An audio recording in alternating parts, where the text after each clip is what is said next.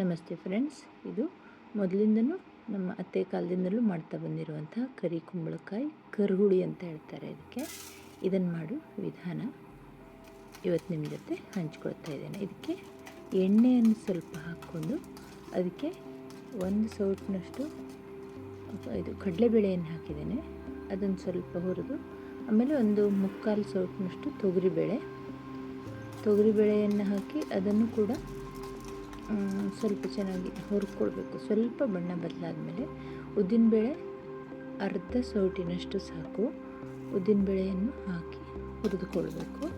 ಯಾವುದೂ ಸೀದು ಹೋಗಲಿಕ್ಕೆ ಬಿಡಬಾರ್ದು. ಆ ರೀತಿಯಾಗಿ ಅದನ್ನು ಸರಿಯಾಗಿ ಹುರಿದುಕೊಂಡು ನಂತರ ಅದಕ್ಕೆ ಒಂದು ಚಮಚದಷ್ಟು ಸಾಸಿವೆ, 1.5 ಚಮಚದಷ್ಟು ಕೊತ್ತಂಬರಿ, ನಂತರ ಒಂದು 2 ಚಮಚದಷ್ಟು ಎಳ್ಳು, ಬಿಳಿ ಎಳ್ಳು ಇದನ್ನು ಹಾಕಿ ಹುರಿದುಕೊಳ್ಳಿ.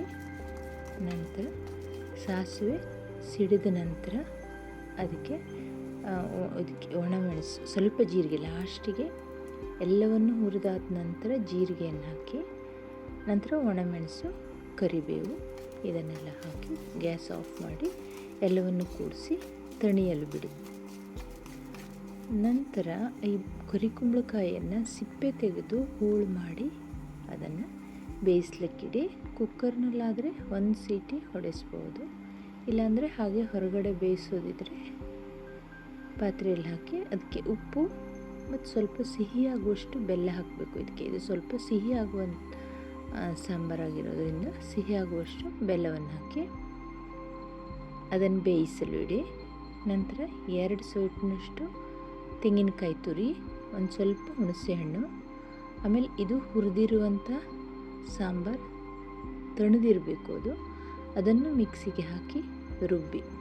ಪೂರ್ತಿ ನುಣ್ಣಗೆ ರುಬ್ಬಬೇಡಿ, ಸ್ವಲ್ಪ ತರಿ ಇರಲಿ.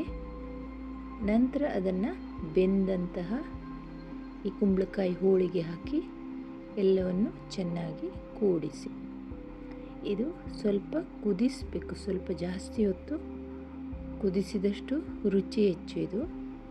ಹಾಗೆ ಇದನ್ನು ಕುದಿಸಿ ಮೊದಲೆಲ್ಲ ಇಟ್ಕೊಂಡು ಮರುದಿವಸ ಕೂಡ ಊಟ ಮಾಡ್ತಾಯಿದ್ರು. ಅದು ಮರುದಿವಸ ಇನ್ನೂ ತುಂಬ ರುಚಿಯಾಗಿರ್ತಿತ್ತು. ಇದಕ್ಕೆ ಉಪ್ಪು ಮತ್ತು ಸಿಹಿ ನೋಡಿ ನೀವು ಬೇಕಾದರೆ ಮತ್ತೆ ಸೇರಿಸಿಕೊಳ್ಳಿ.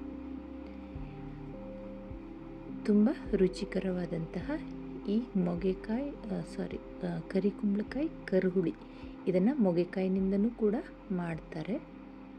ನೀವು ಒಂದು ಸಲ ಮಾಡಿ ನೋಡಿ ನಿಮ್ಮ ಅಭಿಪ್ರಾಯ ತಿಳಿಸಿ. Thank you.